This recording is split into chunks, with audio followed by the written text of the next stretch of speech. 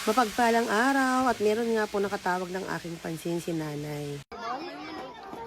Bible, mga ilang Bible? Isa lang, para makabasa ka. Wow, ang galing naman. Nakakatuwa naman. Yung po talaga ang gusto niyo. Wala kayong Bible? Wala kayong Bible? Bakit kuhan ako ng isang Bible doon? Nasaan ba kayo linggo-linggo? O, anong favorite yung kanta? O sige nga, katayin mo nga yan. Sige daw.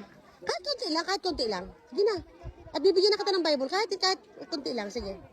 Ibuti-buti mo, Panginoon, sa Lahat ng oras, sa bawat araw, ika'y laging tapat kung magmahal.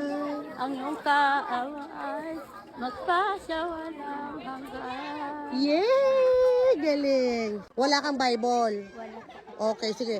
O, bibigyan kita ito. So, iingatan mo to, ha? tituo, alag tituo. God is in this story. God is in the details. Even in the broken parts, He holds my heart. He never. Bibigay po. Bawat isandaan po ang aalisin. Ika-10 po. fails when I'm at my weakest. O, tatatlo ito. Kaya lang, wala na itong pera. Okay lang?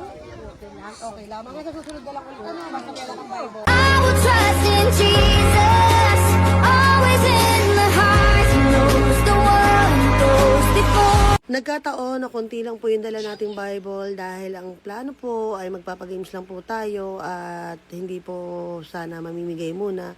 Pero dahil marami po nangangailangan sa kanila, ito nga po at nagkulang pa. Sobrang nakakatuwa.